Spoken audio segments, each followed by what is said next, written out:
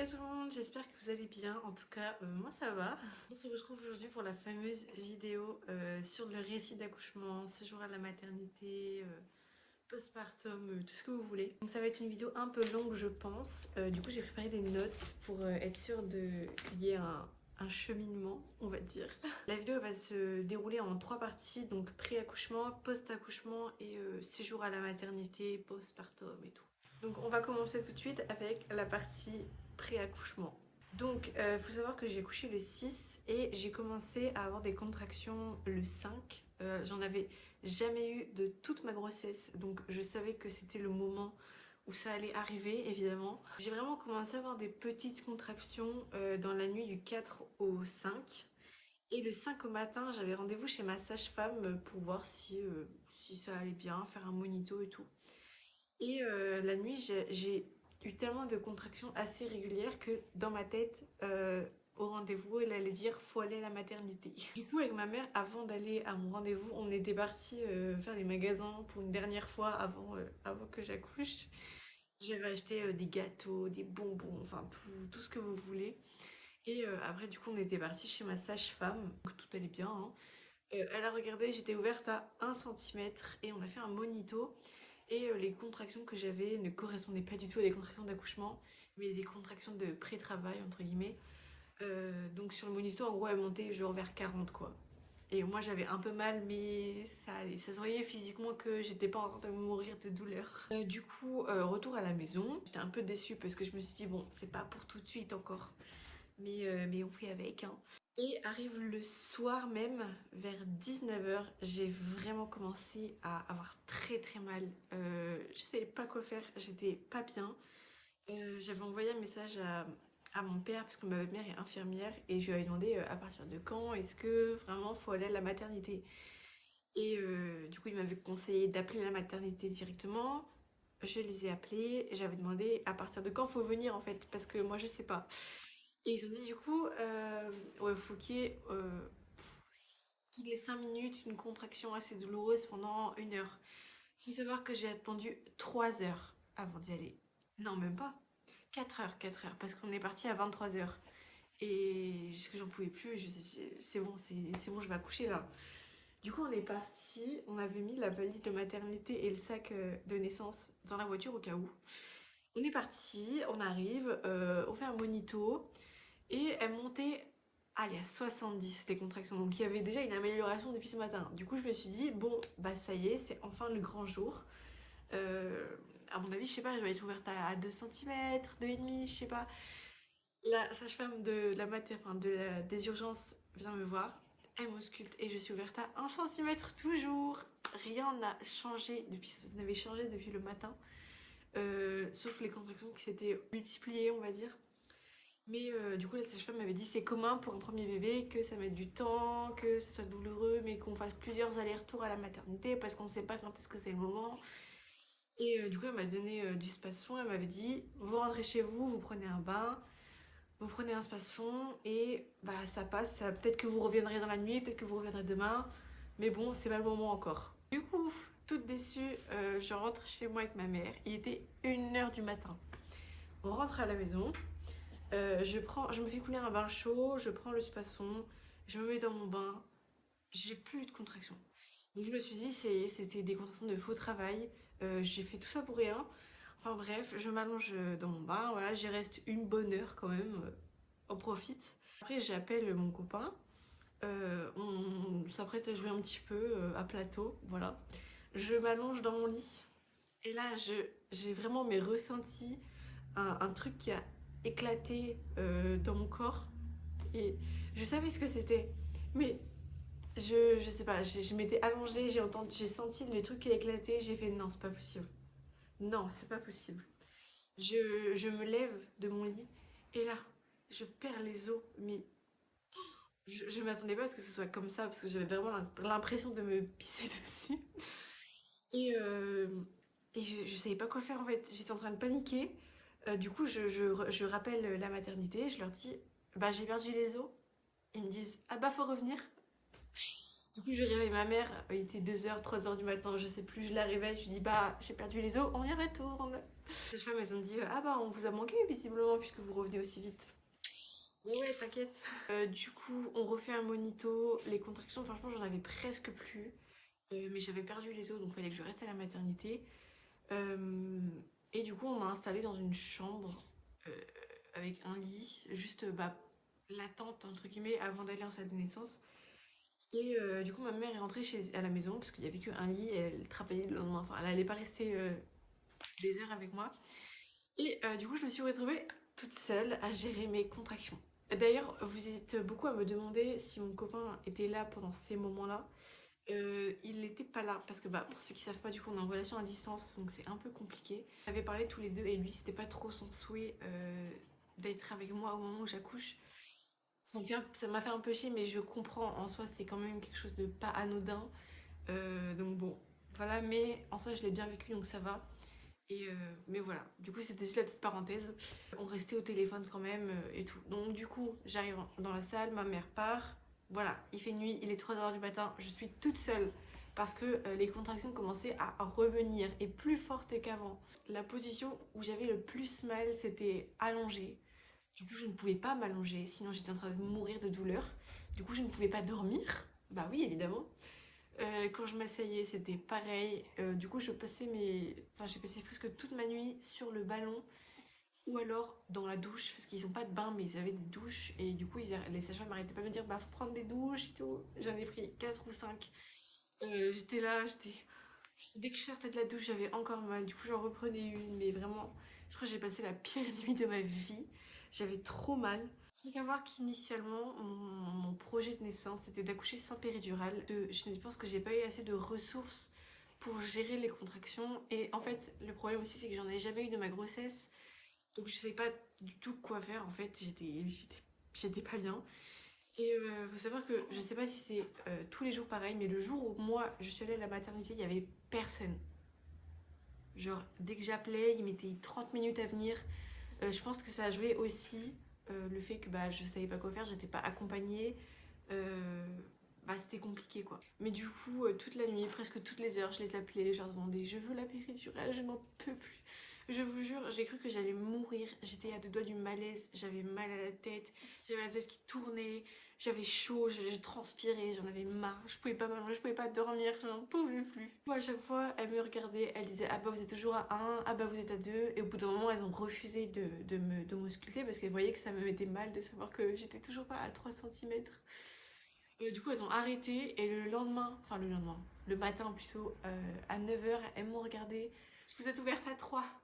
Enfin. Du coup, je pars en salle de naissance. J'arrive en salle de naissance. Elle me demande vous voulez la péridurale? J'ai dit oui, je la veux maintenant. Ils m'ont redemandé quand même si j'étais sûre parce que mon projet de naissance c'était de faire 100. Et j'ai dit que non, je la veux, non, je la veux. Je n'avais pas dormi depuis 2 jours. La nuit là, je n'ai pas dormi non plus. J'étais fatiguée. Honnêtement, je me sentais pas de le faire sans. Que ce soit au point de vue physique parce que j'avais mal ou juste au point de vue psychologique parce que j'étais fatiguée, ça l'aurait pas fait sans. Euh, du coup, je l'ai demandé. Je vais faire un petit jingle, les péripéties de la péridurale. Ils me l'ont posé. Mais quand ils me l'ont posé, vous voyez, avant de la mettre, ils font une anesthésie locale. Elle n'a pas marché sur moi. Ils ont dû piquer 10 fois. J'arrêtais pas de dire que j'avais toujours mal en fait. Y a rien qui marchait, c'était la cata. Au bout d'un moment, ça a enfin marché. Ils ont commencé à la poser. Déjà, je leur demandais de s'arrêter toutes les 10 secondes parce que j'avais une contraction. Et au bout de 5 minutes, je disais que j'avais mal, que l'anesthésie était partie. Du coup, ils ont dû refaire. Vraiment, c'était une catastrophe. Quand ils ont posé la péridurale, une fois qu'ils l'ont mis, ils ont mis le produit. J'ai attendu 15 minutes et ça y est, je pouvais enfin me reposer pendant 1 heure. Parce qu'au bout d'une heure, en fait, elle marchait que d'un côté. C'est-à-dire le côté droit, je sentais rien. Enfin, tout ce qui est côté droit de mon corps, enfin du bas du corps. Mais le côté gauche, je ressentais tout. Du coup, j'ai rappelé, j'ai dit, bah, je ressens tout à gauche en fait. Du coup, ils ont augmenté les produits sur la péridurale. Ça, il n'y a rien qui changeait en fait. Je ressentais tout à gauche et rien à droite. On va savoir pourquoi. Du coup, ils ont changé de produit. Et cette fois-ci, ça avait vraiment endormi mes jambes, mais mon bas du corps, bah, je ressentais tout. Enfin, le bas du ventre plutôt, je ressentais encore tout. Ils avaient fait un test avec de la glace, ils m'avaient mise là, je sentais que c'était froid. Sur les jambes, je sentais pas que c'était froid. Et en bas du ventre, je sentais que c'était froid. C'est à ne rien comprendre. Mon corps, il a fait non, tu ne prendras pas de péridurale. C'était ton projet de faire ça, bah tu vas faire ça, ma cocotte. Ensuite, donc on me l'a posé ouais, vers 9h, vers 10h elle a arrêté de marcher et vers midi ils ont lâché l'affaire, ils ont dit bah elle c'est bon, elle aura pas de péridurale. Hein. Enfin ils l'ont pas dit mais bref. Et vers midi, ouais, midi 13h, j'ai des amis qui ont commencé à venir parce que comme j'étais toute seule, je leur avais proposé si elles voulaient venir ou pas, me voir une dernière fois enceinte. Du coup j'ai un ami qui était venu. À ce moment-là ça allait, les contractions c'était fort mais euh, ça allait quand même. Et du coup, bah, il était là, on a rigolé et tout. Il a pris des vidéos de moi où je me transformais en cheval. Pourquoi, je ne sais pas. Bon, il est parti et j'ai une autre amie qui est venue et elle est arrivée au pire moment parce que c'est le moment où je commençais que madame ici présente commençait à descendre. Pour ceux qui demandaient la sensation, en fait, moi je trouve que c'est vraiment une sensation où tu as l'impression que t'as envie de chier tout simplement. J'avais l'impression que j'allais me faire dessus, du coup je serrais les fesses. Mais ça poussait quand même, du coup je disais mais est-ce que j'accouche ou est-ce que j'ai juste envie de... Je savais pas. J'arrêtais pas d'appeler les personnes qui étaient là, mais en fait, comme je l'avais dit tout à l'heure, il y avait personne. Que ce soit en salle de naissance ou en salle de pré-travail, il y avait personne. Du coup, je les appelais et c'était des puéricultrices qui venaient et je leur disais je sens que ça pousse. Elles disaient bah il n'y a pas de sage-femme de disponible donc on peut rien faire. Du coup, j'étais là en train de dire à ma copine et aux puéricultrices que j'allais accoucher. Je le sens, je vais accoucher, mais bah elles pouvaient rien faire en fait. Et du coup, j'arrêtais pas sur l'effet du coup des douleurs parce que j'étais en train de hurler, je n'en pouvais plus. Et je hurlais sur ma copine en lui disant mais va chercher quelqu'un.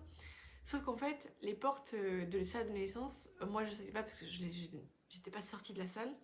Et en fait, elles s'ouvrent par en bas et il y a un bouton où il faut l'appuyer avec le pied. Ma copine, elle le savait pas. Et du coup, j'arrêtais pas de lui dire mais va chercher quelqu'un et tout. Et elle était là mais je sais pas comment on sort. Et elle appuyait sur tous les boutons. La porte elle s'ouvrait pas, mais en fait on voyait les volets qui se fermaient, la lumière qui s'éteignait. Elle appuyait sur tous les boutons. Les portes elles s'ouvraient pas et à un moment j'ai eu un moment de lucidité parce que j'avais vu les sages-femmes sortir et je lui ai dit attends mais il y a un bouton sous la porte normalement. Du coup elle a enfin trouvé. Elle est sortie, elle m'a dit après, elle m'a dit qu'en fait il y avait personne dans les couloirs, c'était vide. Au bout d'un moment il y a quand même quelqu'un qui est venu, c'était bah, un sage-femme. Il est venu, il m'a dit, enfin il a regardé mon col. Donc à ce moment-là ma copine est partie parce que moi mon souhait c'était si mon copain n'est pas là, d'accoucher toute seule. C'était mon souhait. C'était mon souhait. J'aurais pu demander à quelqu'un d'être avec moi, mais je voulais faire comme ça. Du coup, il m'a regardé, il a fait vous êtes à 10 centimètres, mais il va falloir encore un peu de temps pour que bébé descende bien dans le bassin parce qu'elle était encore assez haute. Et j'arrêtais pas de dire mais je n'en peux plus, je veux accoucher maintenant. Du coup, comme j'avais mal, j'étais fatiguée, j'arrêtais pas de hurler, il m'a donné du gaz, je sais pas ce que c'est, mais ça m'a fait dormir. J'ai dû respirer 15 fois dedans. Et après, je me suis réveillée, du coup, ouais, 15 minutes après, j'avais encore plus mal. Et j'ai dit, mais je vais accoucher, là, c'est pas possible. Du coup, je les ai rappelés. Ils sont enfin venus. Du coup, il y avait le sage-femme qui m'avait regardé avant et une puéricultrice, je crois. Ils sont venus enfin et ils ont dit, ça y est, ça va être le moment. Du coup, il y avait le sage-femme qui préparait le bébé. Et la puéricultrice à côté de moi qui me tenait la main et qui me disait allez poussez madame, poussez. Je n'arrêtais pas d'insulter le gars parce que je disais mais je n'en peux plus, je peux pas pousser, j'ai besoin de respirer, je n'en peux plus. J'ai dû pousser mais vraiment 10 15 fois. Quand je vois il y en a, ils disent ouais j'ai poussé 3 fois et c'était bon. Moi ouais. Au bout de allez 15 fois, elle était enfin là.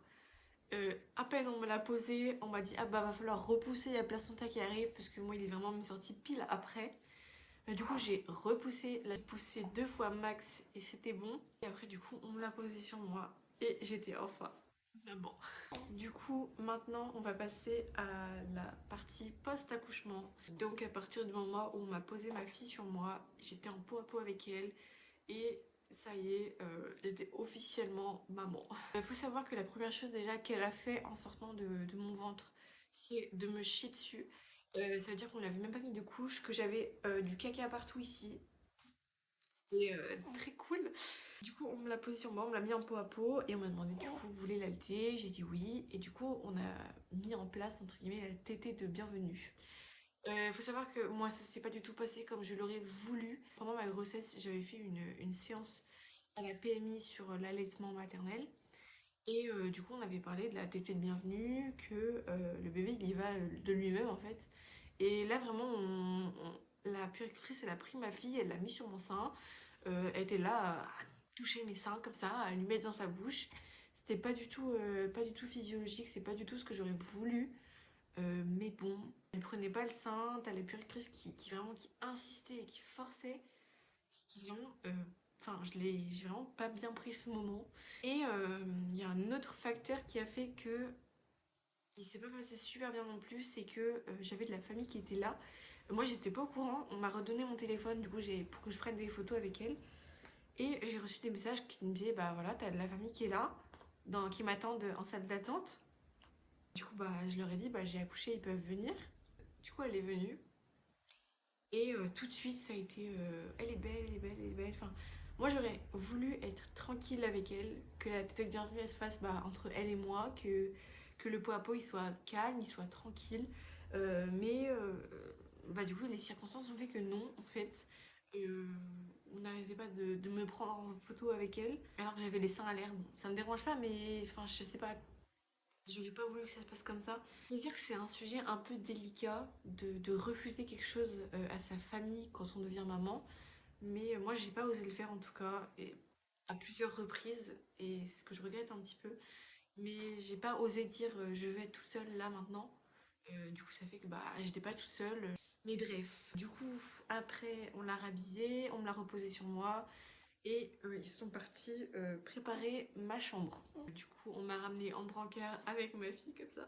Du coup, la troisième partie, et pas des moindres, mon séjour à la maternité. Il faut savoir que je l'ai dit sur Instagram et quelques fois sur TikTok, mais mon séjour à la maternité, ça a été une vraie catastrophe de A à Z, du début à la fin. C'était vraiment une horreur. J'en garde un très très mauvais souvenir. Le problème, c'était pas les sages-femmes, parce que les sages-femmes, franchement, elles étaient top, super gentilles, mais c'était les puéricultrices. Vraiment, j'avais un problème avec toutes les puéricultrices. Il n'y en a pas une seule qui sortait du lot, qui changeait des autres. Elles étaient toutes pareilles, honnêtement. Le problème initial, en fait, de Sunny, c'est que elle ne tétait pas parce qu'elle avait des glaires, donc elle avait pas faim, donc elle avait le ventre plein et elle régurgitait encore beaucoup. Du coup, elle tétait pas et les puéricultrices étaient là, ah bah va falloir s'activer un petit peu. Enfin voilà. Euh, on m'a carrément mis une pression dès le début sur le fait votre fille elle tète pas, va falloir forcer un petit peu. Il y a beaucoup de facteurs qui selon moi ont fait que le début de l'allaitement était compliqué à mettre en place. Mais vraiment, les puéricultrices, elles aidaient, mais pas du tout. Aucune était calée en allaitement. On m'a montré des trucs qu'on m'avait appris de ne pas faire à la séance justement d'allaitement à la PMI. Donc par exemple, on la mettait au sein de force alors qu'elle était en train de pleurer. Enfin bref, après on s'étonnait qu'elle prenait pas, qu'elle me mordait. Bah elle est en train de pleurer, donc c'est sûr que elle va pas téter, hein. Vraiment, il n'y avait aucune intimité, c'est-à-dire que quand j'allais la mettre au sein, je sais pas, elles avaient un don, mais elles rentraient dans ma chambre et elles se mettaient à côté de moi, elles prenaient mon sein, elles la malaxaient dans tous les sens pour faire sortir du colostrum et elles mettaient de force dans sa bouche. Vraiment, c'était horrible. Pour elle comme pour moi, franchement. Je l'ai mal vécu. Elle l'a mal vécu aussi parce que c'était pas un bon moment pour elle. Je voyais, elle pleurait, elle était pas bien. Mais en fait, je n'osais pas trop me mettre, m'imposer en fait parce que à ce moment-là, bah, j'étais en mode, bah écoute, j'ai 18 ans, j'ai jamais eu d'enfant, j'ai pas d'expérience avec les nouveau-nés. Donc, c'était un peu dans ma tête comme si je devais fermer ma gueule et rien dire parce que elles ont l'expérience, elles sont vieilles, c'est leur métier et tout. Mais en fait, pas du tout. Si je dois vous donner un conseil, si vous êtes jeune maman ou pas jeune maman, si vous êtes juste si vous êtes maman pour la première fois et que ça se passe mal à la maternité, mais imposez-vous parce que c'est vous qui savez le mieux ce qui est le bon pour votre bébé et vous en fait. Mais ça, j'ai mis du temps quand même à me le dire. Le deuxième jour, donc à ses 48 heures de vie, elle avait toujours pas tété. Et du coup, on m'a vraiment mis encore plus la pression et on m'a dit de force en fait, madame, il va falloir tirer votre lait pour lui donner en fait. faut savoir que moi j'étais pas très renseignée sur le fait de tirer son lait. Parce que moi mon souhait c'était de l'allaitement exclusif. Du coup j'ai tiré, mais en fait c'était la nuit. J'étais stressée, la puéricultrice elle était énervée, je sais pas pourquoi. Mais elle était vraiment frustrée de voir que ma fille ne t'était pas. Du coup, elle était énervée. Enfin, son énervement, il venait sur moi. Enfin, j'étais vraiment pas bien. Du coup, ça fait que quand je tirais, j'avais mal. On n'avait pas mesuré la taille des tétrelles. Ça fait qu'elles n'étaient pas du tout adaptées en fait à ma poitrine. Ça me faisait mal. Il n'y a rien qui sortait. C'était pas adapté. Et elle me disait, mais vous savez, ça c'est la sensation que ça va faire quand votre bébé va téter, hein. Du coup, j'étais pas bien, j'avais envie de pleurer clairement. Je me sentais incomprise, je me sentais pas aidée. Enfin, vraiment, c'était une horreur. Et du coup, comme je n'ai rien tiré, vraiment mes deux forces, on m'a même pas posé la question en fait. On lui a donné du lait artificiel avec le petit doigt et une seringue. C'est même pas moi qui lui ai donné, c'est vraiment la puricultrice. Elle s'est même pas lavé les mains avant en plus. Vraiment, je la voyais faire. Elle avait mon bébé dans ses bras, elle lui donnait et moi j'étais là, j'étais assise sur mon lit, je la regardais, je faisais rien en fait. C'est ma fille qui était en train d'être nourrie pour la première fois avec du lait artificiel alors que moi mon souhait c'était vraiment allaitement exclusif. Vraiment j'étais pas bien, je me sentais tellement mal. C'est comme si on m'avait interdit en fait d'allaiter en fait. Ça m'a vraiment mis mal, j'ai mal dormi, j'étais pas bien. Le lendemain matin, on m'a refait tirer mon lait. On m'a dit, écoutez, là, va falloir tirer. Du coup, je l'ai refait. Vraiment, j'avais mal, hein, mais j'ai tellement mal vécu le fait qu'on lui a donné du lait artificiel que je le faisais malgré la douleur, quoi. Je suis restée 15 minutes en train de mourir de douleur. Mais au moins, j'ai tiré du colostrum. Je pense que les mamans, du coup, qui donnent directement du lait artificiel vont pas vraiment comprendre. Mais la sensation que ça fait, qu'on te force à faire un truc que tu ne veux pas faire pour la première fois, ça veut dire que si encore elle avait eu la tétée de bienvenue, ça aurait peut-être mieux passé, mais là c'était la première fois qu'elle mangeait quelque chose dans ce monde et c'était pas mon lait. Vraiment, je l'ai super mal pris et j'ai pas été accompagnée ni rien, donc vraiment c'était l'horreur. À partir du moment où j'ai commencé à tirer mon lait, on lui donnait mon lait à la seringue parce qu'elle tétait toujours pas. Voilà, donc on lui donnait de force. À chaque fois qu'on essayait de la mettre au sein, j'étais jamais toute seule avec elle. C'est-à-dire que quand tu tétais, ça doit être un moment calme, un moment de complicité avec ton bébé. Bah moi, ça se passait pas comme ça parce qu'il y avait toujours une puéricultrice avec moi qui prenait mon sein, qui le compressait, qui le mettait de force dans sa bouche, qui appuyait derrière sa nuque pour qu'elle garde le sein en bouche alors qu'elle se reculait sa tête. On me donnait des mauvais conseils en me disant qu'une fois qu'elle a le nez, il faut appuyer sur le sein pour dégager son nez. Il faut bien tenir sa tête derrière pour pas qu'elle lâche le sein. Enfin, vraiment des conseils, mais de merde, clairement. Vraiment, ça m'a mis hors de moi de savoir qu'on me donnait des conseils, hein. Alors que à la PMI, la consultante en lactation qui avait fait la réunion avait dit tout le contraire. Du coup, bah, je savais pas trop quoi faire en fait. J'écoutais ce qu'on me disait, mais d'un côté, je savais que c'était faux. Du coup, ça fait que bah, ça se passait pas bien en fait. À chaque fois, c'était la même chose. Au bout d'un moment, elle a commencé à prendre le sein. euh, Parce que, bah, pareil, à chaque fois, il y avait deux puéricultrices carrément qui étaient là. Il y en avait une qui lui tenait sa nuque, l'autre qui tenait mon sein, mais vraiment sans aucune délicatesse. Et surtout qu'on me demandait jamais l'autorisation avant. Au bout d'un moment, elle a commencé à téter, très léger, hein. Elle tétait pas beaucoup. En fait, il faisait des pesées avant la tétée et après la tétée. Alors qu'un bébé ne prend jamais la même quantité de lait au sein à chaque tétée. On l'a pesé à chaque fois avant et après. À chaque fois, il disait mais elle tète pas assez, faut rajouter un complément. Après, c'était mon lait toujours, mais si elle s'enlevait du sein, c'est qu'elle avait plus faim. Et on était là, enfin, elles étaient là à la gaver avec le petit doigt et la seringue et tout. Vraiment, c'était. Moi, je me sentais mal. On voyait en fait, à chaque fois qu'on lui donnait la seringue, elle recrachait tout.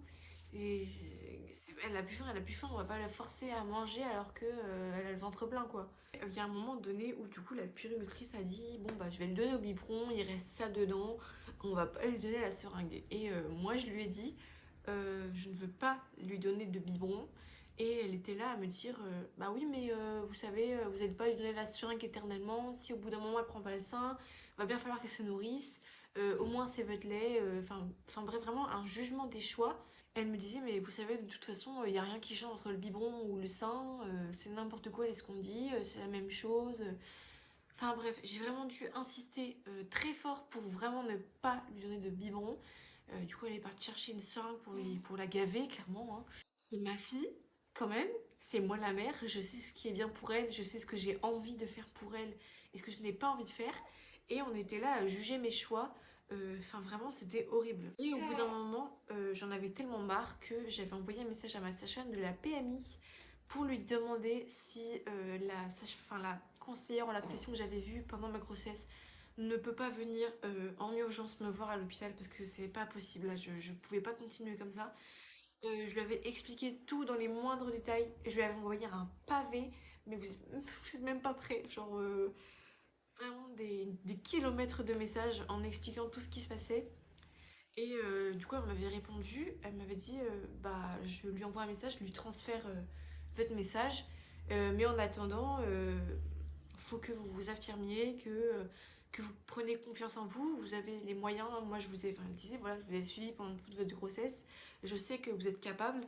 Vous avez eu des ressources avec la réunion justement sur l'allaitement. Affirmez-vous, vous dites non. C'est vous qui savez le mieux ce qui est bon pour votre fille.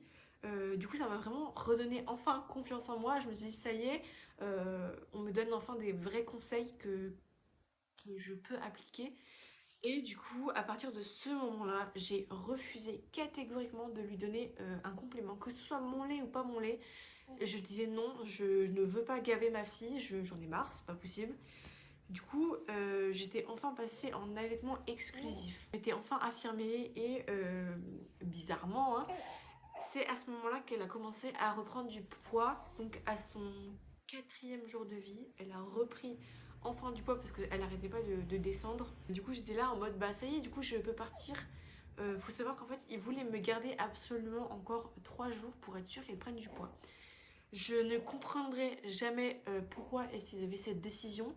Mais moi je disais non, je ne resterai pas 3 jours en plus ici, c'est vraiment une horreur. Si vous voulez que je fasse une dépression postpartum, c'est le meilleur moyen que je le fasse. J'avais dit non, je ne resterai pas 3 jours, je pars demain.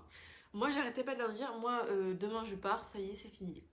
La puéricultrice au début, elle était là, non mais tu partiras pas demain. Le pédiatre, non mais tu partiras pas demain. Et la sage-femme, du coup, je lui avais expliqué les circonstances et elle m'avait dit, bon, je vais le voir avec le pédiatre. Et le lendemain, enfin, j'ai redit que je veux absolument sortir aujourd'hui. Et je suis enfin sortie. La sage-femme est venue me voir, elle a dit, c'est bon, on fait les papiers et vous pouvez sortir cet après-midi. Genre, j'étais tellement heureuse. L'allaitement commençait à se mettre en place. Elle reprenait du poids. J'allais enfin pouvoir rentrer chez moi, pouvoir prendre mes marques chez moi. Enfin, vraiment, c'était le soulagement ultime. Enfin voilà, vraiment, c'était. J'étais heureuse, enfin. Et il faut savoir que le jour où je suis rentrée chez moi, la puéricultrice consultante en lactation de la PMI a proposé de venir directement chez moi me voir pour m'aider et me conseiller sur l'allaitement. Du coup, vraiment, ça fait que 10 minutes après que je suis rentrée, et bah, elle est venue pour me donner des vrais conseils, pour m'expliquer, pour me dire bah voilà, vous avez bien fait et tout. Enfin bref, c'était vraiment enfin, j'étais vraiment enfin comprise et vraiment conseillée dans le chemin que j'ai envie de prendre, donc l'allaitement exclusif. Et vraiment, c'était un énorme soulagement de savoir que c'était pas moi le problème, c'était pas elle le problème, mais c'est l'environnement qui a fait que c'était pas possible en fait. Enfin bref, passer ces péripéties à la maternité, maintenant franchement tout va bien, l'allaitement il est top. Elle prend bien du poids, elle prend environ 40 grammes par jour, donc c'est quand même assez conséquent pour un bébé allaité, sachant que c'est entre 20 et 30 grammes par jour en général, en moyenne, hein. Elle dort bien la nuit. Faut savoir aussi qu'à la maternité, on me demandait de la réveiller la nuit pour téter. Ici, je ne le fais pas, clairement. Si elle veut dormir toute la nuit, et ben elle dormira toute la nuit. Elle perd pas de poids, elle prend bien, donc je vois pas pourquoi est-ce que je devrais la réveiller. Si elle se réveille pas, c'est qu'elle a pas faim. Du coup, de mon côté, on va dire à peu près niveau postpartum, franchement, ça se passe nickel. Niveau du moral, c'est top. Vraiment, je me suis jamais sentie aussi heureuse depuis que j'ai accouché. Donc j'ai pas eu de baby blues, j'ai pas eu de dépression, en tout cas pas pour l'instant. Et franchement là, mais je vis ma maternité à merveille. J'ai l'impression que je suis née pour être devenir maman en fait. Au niveau de mon corps après l'accouchement, faut savoir que moi pendant ma grossesse, j'ai eu aucun problème avec mon corps. J'avais pris 23 kilos, je crois, 23 ou 25. Enfin, j'ai pris quand même beaucoup. Mais j'avais aucun problème avec ça. J'ai jamais eu de problème avec mon corps. Là, j'ai perdu du coup mon ventre de grossesse. Enfin, j'ai pas tout perdu. Enfin, j'ai toujours. Mon ventre il est tout mou quoi. Il y a plus de muscles ni rien. J'ai un peu de mal avec ça encore. Parce que c'est bizarre. Moi, j'avais un ventre vraiment plat avec des abdos parce que bah, j'étais sportive. Ça, voilà, ça fait quand même bizarre. Mais je me dis, je peux pas me juger. J'ai donné la vie à un bébé de 3,9 kg. Donc je peux pas être dure avec moi-même. Et je me dis, de toute façon, bah, quand je pourrai reprendre le sport, et bah, ça se remettra, je récupérerai mon corps. Et puis bah voilà quoi. En tout cas, bah voilà, ça va être la fin de cette vidéo. J'espère que ça vous aura plu et que j'ai pas trop parlé. Parce que je vous voyais les minutes qui défilaient, donc j'espère que ce sera pas trop long non plus et que c'est pas trop chiant à écouter. En tout cas, ça m'a fait plaisir de raconter mon vécu. C'est que vous vouliez absolument cette vidéo, la voilà enfin. Donc j'espère que ça vous fait plaisir. D'ailleurs, je vais essayer de vraiment faire plus de contenu plus long sur YouTube, pas forcément des contenus face caméra où juste je parle, parce que c'est pas ce qui plaît à tout le monde, mais faire plus de contenu sur YouTube. Donc si vous avez des idées de contenu à faire, bah, vous pouvez me le mettre en commentaire, hein. Mais voilà, donc j'espère que cette vidéo vous aura plu. Moi ça a été un plaisir de la filmer. Et bah, je vous dis à la prochaine pour une nouvelle vidéo. Bisous!